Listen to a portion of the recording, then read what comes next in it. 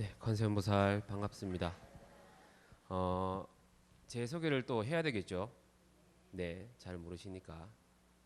제 본명은 명관입니다. 네, 밝을 명자에 볼관자 써가지고 네, 명관이고요.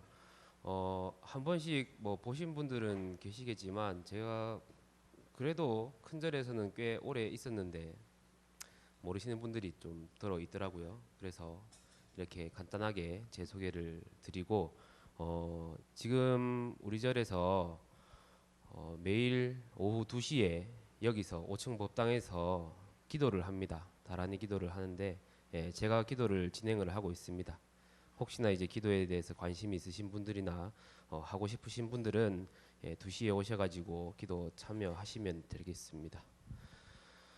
음, 여기 계신 분들 중에 혹시 나는 하루에 1시간 이상 기도를 한다 하시는 분 손 한번 들어보십시오. 네, 한 분, 두 분, 세 분, 많으시네요. 그러면 1시간 이상은 많으시니까 그럼 3시간 이상은 없죠. 3시간 이상은 하기가 좀 힘들죠. 네, 이 기도에 관한 이야기를 오늘 좀 드릴까 합니다. 제가 어, 제 방에는 TV가 없어요. 그래서 TV를 안 보는데 대신에 요즘에는 인터넷에 잘 올라와 있더라고요. 예, BTN 방송이나 뭐 다른 법문 스님들 법문 같은 경우도 인터넷에 굉장히 잘 나와 있어가지고 인터넷에서 한 번씩 찾아보는데 거기서 들었던 이야기입니다. 그 이야기를 오늘 들려드릴까 합니다. 탄광촌 아시죠? 탄광 타는 석탄 캐는 탄광촌 조그마한 탄광촌에서 있었던 일인데 거기에 한 부부가 있었어요. 근데 제가 저번 법문할 때도 말씀을 드렸었는데 우리 연초 되면은 점을 보러 많이 가잖아요. 네, 안 다니시나요? 점 보러? 네, 제 법문 그때 들으신 분들인가? 네, 어, 그때 당시 이게 굉장히 오래된 일은 아닌 것 같고 제가 정확한 시대는 제가 잘 모르겠어요. 들은 지가 좀 되나 가지고. 근데 그렇게 오래된 이야기는 아닌 것 같아요. 탄광촌에 부부가 있었는데 연초에 점을 보러 가는 게 굉장히 유행이었다고 그래요. 자기 이제 뭐 한 해 기륭을 점치러 점쟁이를 찾아가서 이제 점을 보는 것이 유행이었는지 그 부부 중에 그 보살님하고 그 부인 되는 보살님하고 그 친구분들 몇 명이서 점을 보러 갔답니다. 네, 점을 보러 갔는데 친구들 이제 점을 뭐 이런저런 뭐 오늘 올해는 뭐가 좋을 것이다 뭐 안 좋을 것이다 친구들 다 얘기해주고 본인 차례가 왔는데 점쟁이가 대뜸 본인 그 보살님을 보더니 남편이 3월을 못 넘길 거라고 얘기를 했어요. 그때가 연초니까 3월이면 얼마 안 남았잖아요. 3월을 못 넘길 거라고 얘기를 했어요. 그 얘기를 들으니까 얼마나 찝찝하겠어요. 내 남편이 3월을 못 넘긴다 하는데 너무 찝찝해가지고 나와서도 너무 찝찝해하니까 친구들이 괜찮다. 저 점쟁이 돌팔일 것이다. 더 좋은데 내가 더 용한 데 아니까는 용한 점쟁이 한번 찾아가 보자 해가지고 다른 점쟁이를 찾아갔대요. 다른 점쟁이를 찾아갔는데도 그 보살님 보고 남편이 3월 달을 못 넘길 거라고 얘기를 했대요. 그러니까 얼마나 속이 타요 이제. 한 명도 아니고 두 명 그리고 또 다른 점쟁이를 찾아갔는데 그 점쟁이도 3월을 못 넘긴다고 얘기를 했대요. 그러니까 이제 그 보살님은 까무러치기 직전까지 막 간 거죠. 얼마나 답답하고 당황스럽고 그랬겠어요. 남편이 불과 한 두세 달 뒤면은 비명행사 한다는데 그래서 이 소가리를 끙끙 앓고 있다가 남편한테는 차마 얘기도 못했어요. 왜냐하면 본인 남편 보고 아유 당신 3월 못 넘기고 죽는답니다 하면 남편이 뭐라 하겠어요. 헛소리하지 말라고 막 역정을 내겠죠. 네, 그래서 남편한테는 이러지도 저러지도 못하고 혼자서 끙끙 앓고 있다가 그냥 마음에 병이 계속 쌓이는 거예요. 병이 생기는 건데 한참 이제 며칠을 그러고 앓고 있다가 한날은 밖에서 목탁 소리가 딱 들리더랍니다. 또로록 또로록 하면서 네, 맑은 목탁 소리가 들리길래 무슨 일인가 싶어가지고 집 밖에 딱 나가 보니까 노스님 한 분이 연세가 진짜 지긋하게 오래되신 노스님 한 분이 탁발을 나오셨나 봐요. 네, 탁발은 다들 알고 계시죠? 네, 스님들이 예전에는 걸식을 했기 때문에 탁발을 그렇게 하러 다니시는 분들도 계셨는데 그 노스님께서 탁발을 하러 오셨는지 밖에서 이제 목탁을 탁 치고 계시더래요. 그러니까 보살님은 자기 마음으로 이제 앓고 있던 그 속내를 좀 얘기를 해볼까 싶어가지고, 아 스님 그럼 저희 집 안으로 드시죠. 제가 공양을 대접하겠습니다 해서 정성스럽게 공양을 차려가지고 스님께 공양을 대접합니다. 그 공양을 맛있게 이제 받으신 스님께서는 이제 다 드시고는 일어나실라 하는데 보살님께서 이제 스님을 붙잡고 얘기를 해요. 스님, 제가 연초에 점을 보러 갔는데 점쟁이가 우리 남편이 사모를 못 넘길 거라고 하는데 이거 어떻게 해야 되겠습니까? 라고 하니까는 스님께서 보살님을 딱 보시더니 점쟁이 말대로 남편이 사모를 못 넘길 것 같습니다 라고 얘기를 합니다. 그러니까 보살님이 이제 넘어가죠. 이제 완전히 까무러칩니다. 막 울고 불고 난리를 치면서 스님 그럼 어떻게 하면은 우리 남편 살릴 수 있겠습니까 하면서 스님 다리를 붙잡고 이제 사정을 하는데, 스님께서는 보살님께 딱 한 가지 방법이 있다고 말씀하시고는 그 방법을 알려드려요. 그 방법이 뭐냐 하면은 아침에 눈을 떴을 때부터 자기 직전까지 계속 관세음보살을 염하라고 얘기를 합니다. 관세음보살 아침 눈 뜨자마자 관세음보살, 자기 직전까지도 관세음보살, 그렇게 하라고 이제 얘기를 해요. 그렇게 하면은 이제 남편이 화를 면할 수 있을 것이다라고 이제 말씀을 하세요. 그 얘기를 듣고 이제 보살님 좀 안심이 되죠. 이제 아 우리 남편이 그래도 그렇게 하면은 화를 면할 수 있다니까 좀 안심이 됩니다. 그래서 스님께 아 스님 그러면 제가 정말 감사해서 보답을 해드리고 싶은데 스님이 혹시 그 기거하고 계신 그 사찰이 어딘지 좀 알 수가 있을까요?라고 얘기를 합니다. 여쭤보니까 스님께서는 그 마을 근처에 산이 있었나 봐요. 그렇게 높지 않은 산이 있었는데 그 산에 큰 바위가 하나 있었답니다. 큰 바위 뒤편에 제가 온막을 지어놓고 살고 있으니까 뭐 지금 당장 찾아오실 필요는 없고 남편이 3월이 지나고 화를 면하게 되면은 나를 찾아와서 인사를 해라 그렇게 말씀을 하세요. 네. 그러니까 보살님은 네 알겠습니다 스님 하고 그 다음 날부터 이제 눈 뜨자마자 관세음보살 계속 관세음보살만 찾습니다. 빨래를 할 때도 관세음보살 하고 설거지를 하면서도 관세음보살 하고, 그리고 남편은 이제 남편이 일하고 돌아오면은 밥 차려주면서도 관세음보살 하는데, 이 관세음보살을 계속 하면서도 한편으로는 마음이 편치가 않았나 봐요. 왜냐하면 이게 확실하지가 않으니까. 그래도 내가 이렇게 했는데도 남편이 화를 당하면 어떡하나 하는 그런 마음이 있었나 봐요. 그래가지고 굉장히 불안했는지 이게 종종 사소한 실수를 많이 합니다. 밥을 차렸는데 뭐 숟가락이 없다든지 뭐 물을 떠다 와야 되는데 국을 떠다 온다든지, 그래서 남편이 굉장히 화가 많이 났나 봐요. 아니 이 옆에 내가 뭐 남편이 물어봐도 관세음보살하고 뭐 잘못한 거 있어도 관세음보살하고 뭐 화를 내도 뭐 소리를 질러도 관세음보살 하니까 아이고 이 옆에 내가 이제 좀 정신을 놨구나, 좀 어디 좀 아픈가 보구나 싶어가지고 그냥 거의 뭐 자포자기 심정으로 그렇게 지냈는데, 이제 그렇게 이제 관세음보살만 찾던 게 한 달이 지나고 두 달이 지나고 이제 3월이 다 다가와 가요. 근데 3월이 거의 다 와가는데 자기는 관세음보살을 맨날 했거든요. 스님 시킨 대로. 근데 뭐 관세음보살님이 진짜 꿈속에 나와가지고 아 이제 네 남편 이제 괜찮다라고 뭐 말씀을 해주시든지 뭐 이렇다 할 뭔가 뭐 증상이 있어야 본인도 안심이 될 텐데 아무런 증상이 없잖아요. 아무런 그런 게 없으니까 너무 답답한 거예요 이게. 그렇다고 스님을 찾아가기에는 스님은 이미 3월을 지나고 찾아오라 했으니까 찾아가기도 좀 그렇고, 그래가지고 혼자 또 마음의 병을 또 키워갑니다. 답답한 마음을 어찌할 수가 없어가지고 그렇게 이제 답답한 마음을 가지고 3월 달이 와요. 3월을 못 넘긴다 했는데 3월이 드디어 왔습니다. 그렇게 3월이 하루하루가 얼마나 길겠어요. 3월 1일부터 3월 뭐 중순까지 넘어가면은 이제 언제 남편이 화를 입을지도 모르고 이게 3월이 지나가야 안심이 될 텐데, 그래가지고 정말 마음이 이제 점점 더 아파가요. 병이 이제 점점 커져갑니다. 이 답답한 마음이 누구한테 얘기도 못하니까 관세음보살만 하는데 이미 관세음보살은 입에 붙어가지고 누구한테 하소연도 못해요. 하소연 하려면 관세음보살 입에 먼저 나오니까. 네. 그래서 하루 종일 관세음보살만 찾다가 이게 3월이 중순이 지나고 말일이 다가오니까는 점점 더 답답하잖아요. 점점 급박해지고 어떻게 될지 모르니까 아이고 어떻게 해야 되나 하면서도 입으로는 계속 관세음보살 합니다. 그렇게 거의 3월 말쯤에 다 돼서 이제 마음의 병이 거의 극대화가 됐죠. 극대화가 돼가지고 못 참는 지경까지 온 거예요. 이 답답한 마음을 어떻게 해서라도 풀어야 되겠다 해가지고 남편은 이제 일하러 가고 탄광에 그 탄캐로 가고 본인은 너무 답답한 마음에 지붕 위로 올라갑니다. 지붕 위로 올라가서 왜 나한테 그렇게 뭐 가피도 안 내려주고 이렇게 이렇다 뭐 그것도 안 주냐 증표도 안 주냐 이래가지고 그 답답한 마음을 해가지고 하늘에다가 허공에 대고 막 하소연을 해 삿대질을 하면서. 근데 하소연을 하고 싶어도 입에 붙은 건 무슨 말이다? 관세음보살이다. 허공에 삿대질하면서 관세음보살 관세음보살 소리를 막 지릅니다. 네. 그 동네 사람들 지나가면서 보면 이상하잖아요.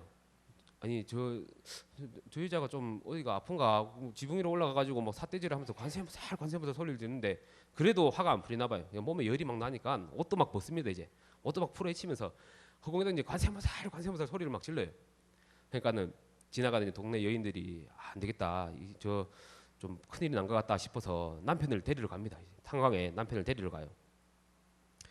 남편을 이제 탁 데리러 가서 남편한테 가가지고 지금 빨리 집에 가봐라. 너희 그 부인이 지금 어디 크게 실성을 했는가? 막 올라가서 옷도 막 벗어 제끼면서 막 고래고래 소리 지르고 있다고 지금 난리가 났다면서 빨리 가보라고 합니다. 그러니까 남편이 황당하잖아요. 아 드디어 이 옆에 내가 미쳤구나 싶어가지고 평소에도 이제 관세음보살 하다가 드디어 이제 정신을 놨구나 싶어서 막 이제 쫓아갑니다. 이제 그 같이 일하던 동료들도 이제 좋은 구경거리가 났으니까 같이 막 따라가요.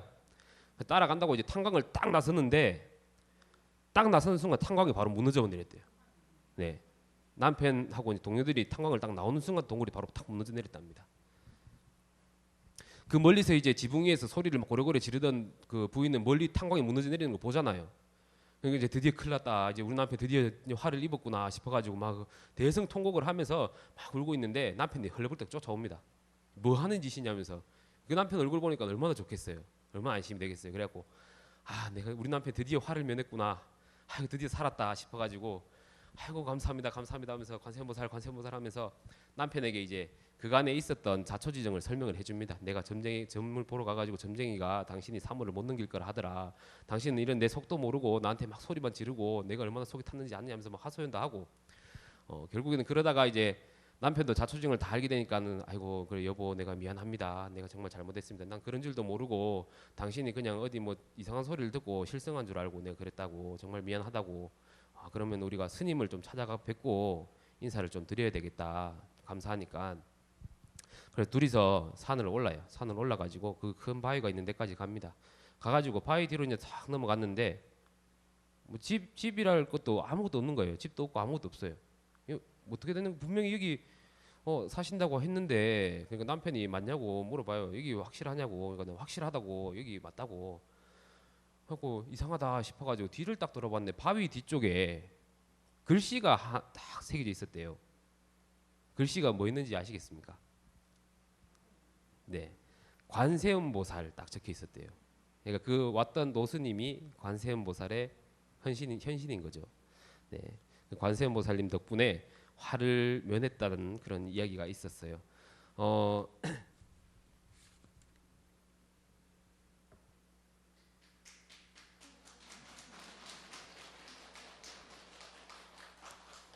네, 기도를 하다 보면은 이렇듯 좀 신비한 경험들을 하는 경우가 있습니다.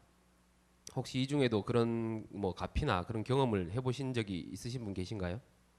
나는 기도를 하다가 정말 부처님 가피를 받아서 이렇게 뭐 좀 신비로운 경험을 했다 하시는 분 없으신가요? 네, 제가 앞서 드린 이야기도 이런 경험을 안 하신 분들은 좀 반신반의할 수도 있어요. 그거는 그냥 뭐 어떻게 뭐 흘러내오는 구전동화처럼 이제 흘러내려오는 그런 이야기 아니냐 하시는 분들도 계실 수 있는데 저는 그런 신비한 경험을 한번 했습니다. 네. 그래가지고 저는 이러한 부처님 기도의 가피를 저는 믿습니다. 어떤 일이 있었냐면 제가 두시 기도 때도 제가 한번 말씀을 드렸었는데 제 행자 때 이야기예요. 행자는 뭔지 혹시 아시죠? 네, 스님이 되기 전에 이제 절에서 좀 허드렛 일도 하고 마음도 내리는 수행을 하는 그런 단계인데 제가 행자 때 이야기입니다. 출가를 한 지 얼마 안 됐을 때예요. 네, 행자 때 얘기를 하기 전에 그거부터 말씀을 드려야 되겠네. 제가 20살이 넘어서 가위를 처음 눌렸었어요. 네, 가위를 처음 눌렸는데 이게 20살이 지나고 한 번 눌리니까 계속 가위가 눌리더라고요. 근데 이게 몇 번 눌리다 보니까 푸는 요령이 생겼어요.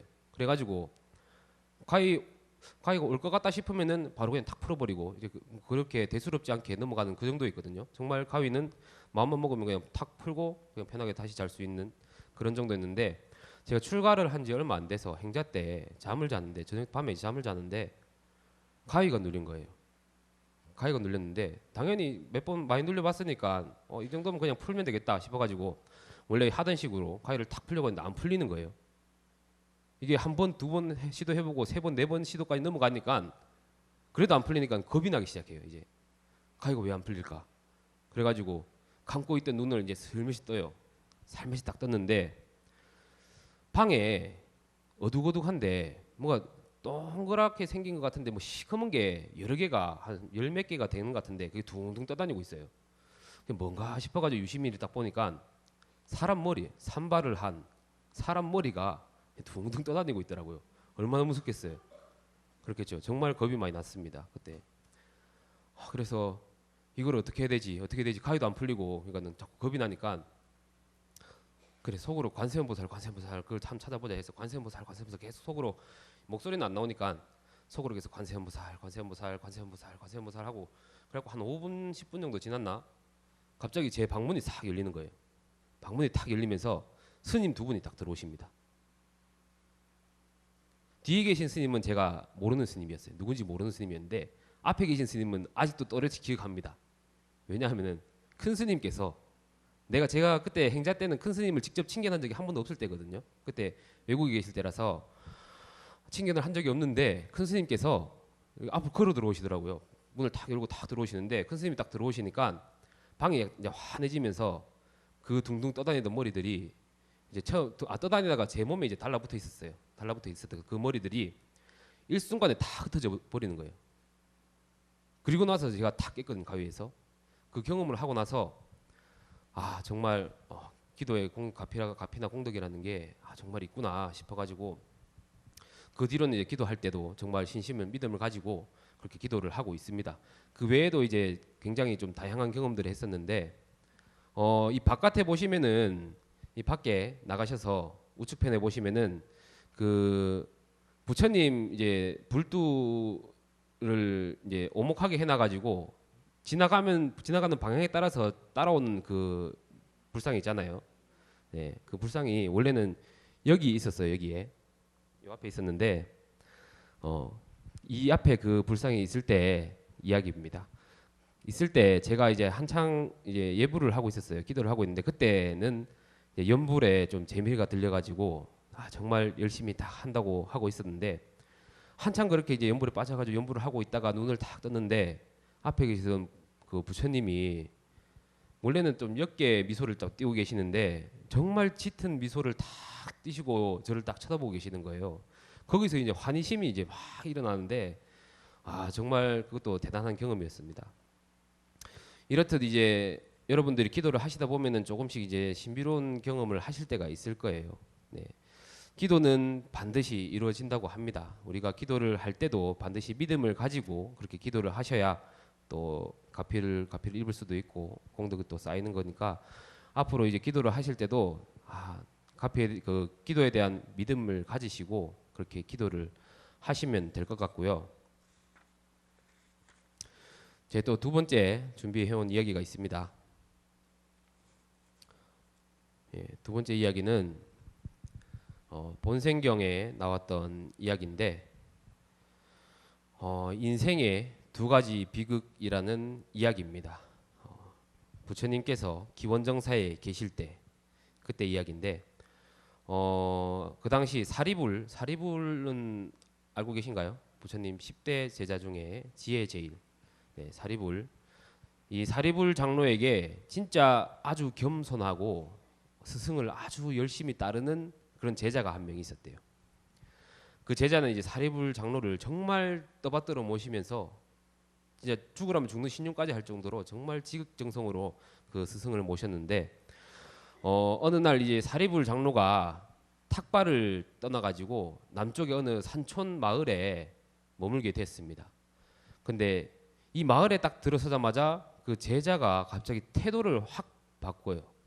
스승의 말도 무시해버리고 스승이 뭐 이것 좀 하라 그러면 팽 하고 그냥 가버리고 뭐만 하면 화를 내고 이상하잖아요. 평소에는 지극정성으로 그렇게 나를 따르고 모시던 제자가 갑자기 마을에 들어서자마자 태도를 180도 바꾸니까 사리불 장로가 정말 의아한 마음에 좀 이상하긴 했지만 어쨌든 뭐 탁발을 마치고 다시 기원정사로 돌아오게 됩니다. 돌아오니까 갑자기 제자는 또 언제 그랬냐는 듯 태도를 또 바꿔서 정말 지극정성으로 스승을 섬기고 모시고, 그러니까 사리불 장로는 되게 어이가 없죠. 아, 얘가 뭐 좀 뭘 잘못 먹었나 뭐 그런 생각이 들 정도로 좀 이상한 생각이 들 텐데, 그래서 부처님께 여쭤봅니다. 부처님, 제 제자가 한 명 있는데 기원장사 여기 있을 때는 정말 내 말도 잘 따르고 나를 정말 지극정성으로 섬기는 제자인데 마을에만 내려가면은 애가 정신을 놓는가 태도가 이상해진다고. 그 얘기를 이제 가만히 듣고 계시던 부처님께서는 이제 얘기를 들으시고는 한 가지 이야기를 이제 사리불 존자에게 들려주게 됩니다. 옛날 그 부처님 당시 때보다 그 먼 더 옛날 그 옛날 바라나시라는 지역에 두 지주가 있었다고 합니다. 한 명은 정상적인 가정을 꾸리고 사는 지극히 평범한 가정을 꾸리고 사는 지주였고, 근데 다른 한 명은 정말 되게 젊은 아내를 두고 있었대요. 나이 차이가 거의 한 20살 이상 나는 젊은 아내를 두고 있었는데 그 젊은 아내를 두고 있던 그 지주는 어린 아들을 한 명 있었어요. 어린 아들을 하나 두고 있었어요. 아들 하나를 두고 있었는데 나이를 점점 먹어가니까 겁이 나는 거예요. 내 재산을 우리 아들에게 물려줘야 되는데 이 젊은 부인이 내 재산을 다 가로채고 먹고 도망갈 것 같다 싶어가지고 겁이 납니다. 그래가지고 자기를 정말 평소에 잘 따르는 하인이 한 명이 있었대요. 그래가지고 그 하인에게 내 재산 전부를 너에게 맡길 터이니 너만 아는 어느 곳에다가 재산을 다 묻어두고 내 아들이 성인이 되었을 때 내 아들에게 내 재산을 모두 물려주고 우리 집안을 다시 일으키게 해라라고 얘기를 합니다. 그러니까 이 하인은 정말 평소에 자기가 잘 떠받들고 모시던 주인이라서 그런지 예 알겠습니다 하고는 자기만 아는 곳에다가 보물을 다 묻어버려요. 보통 같으면 이거 너만 아는 곳에 묻어놓고 우리 아들 크면은 이 재산을 다 줘라 하면은 예 알겠습니다 하고 갖고 도망가겠죠. 네, 도망가서 혼자 잘 먹고 잘 살 텐데 이 하인은 정말 그 주인에 대한 믿음이 굉장히 컸던 것 같아요. 그래가지고 그 주인이 부탁대로 자기만 아는 곳에 보물을 묻어두고 세월은 흘러 아들은 성인이 됩니다. 성인이 되어가지고 그 부인은 알고 있었어요. 어느 정도 눈치를 채고 있었나 봐요. 그 젊은 부인은. 그래서 아들에게 얘기를 해요. 너희 아버지가 돌아가시기 전에 재산을 저 하인한테 다 맡겨놓고 하인이 자기만 아는 곳에 묻어둔 것 같다. 그러니까 네가 하인한테 얘기를 해가지고 재산을 다시 찾아오도록 해라라고 얘기를 합니다. 그 얘기를 들으니까 그 전까지는 이제 아버지 돌아가시고 나서 가난하게 살던 그 아들은 로또가 된 거죠. 모르고 있던 재산이 갑자기 수백만의 재산이 갑자기 생기는 거니까.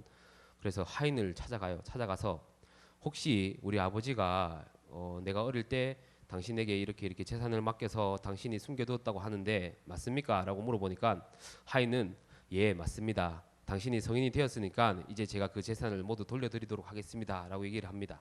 정말 착하죠. 네, 얼마나 착해요. 자기가 숨겨둔 재산을 그렇게 다 돌려준다 하니까.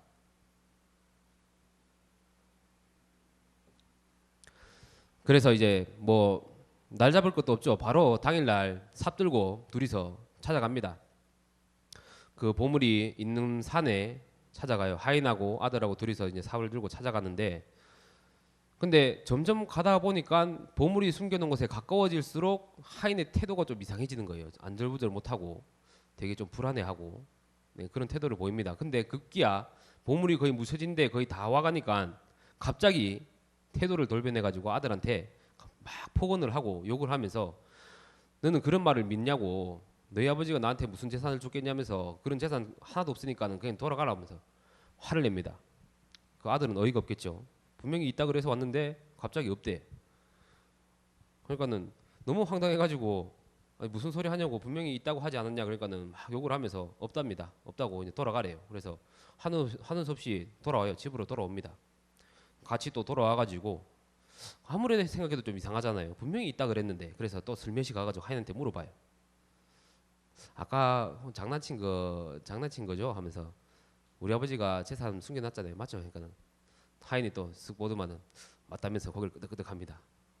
아, 이거 그럴 줄 알았다고. 그래. 그러면 오늘 늦었으니까 내일 같이 그 보물 찾으러 갑시다. 그러니까는 하인이 알았다면서 그래, 내일 같이 가자고 또 그래요. 그래서 그 다음 날 또 삽을 들고 둘이서 열심히 또 찾으러 갑니다.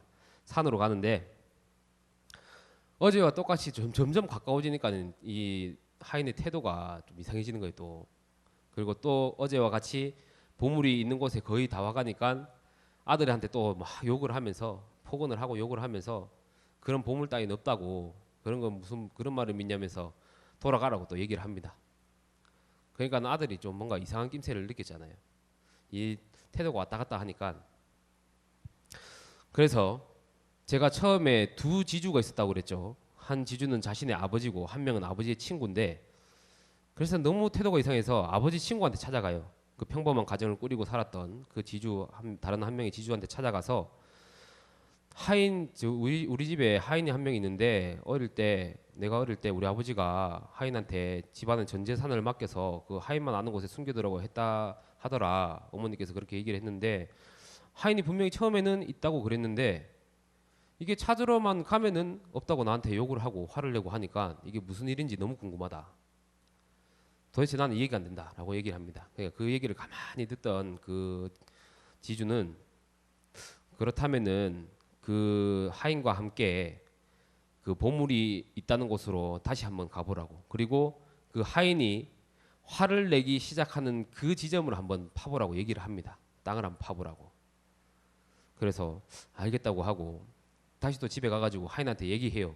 물어봅니다. 우리 아버지 재산 어디인지 알고 있죠? 이건 알고 있대요. 참 순진하도 집에 오면 참 순하고 착해요. 그래갖고 알고 있다고 얘기를 합니다. 그럼 내일 찾으러 가자 하니까 아이고 예 알겠습니다. 내일 같이 찾으러 갑시다 하면 얘기를 해요. 그래갖고 다음 날 이제 찾으러 가죠. 찾으러 가니까 똑같아요. 또 똑같이 다 와가니까는 막 이제 막 폭언을 하고 욕을 하면서 막 화를 내요. 그러니까는 아 여기구나 싶어가지고 하인 보고 알았다고 먼저 집에 돌아가라고 얘기를 해놓고 하인이 이제 막 걸어가니까는 안 보일 때쯤 되니까 땅을 이제 파봅니다. 땅을 여기저기 다 파보다 보니까는 탁 뭐가 걸리는 게 있어요. 딱 보니까는 그 안에 금은 보화가 이제 가득 들어 있는 거예요.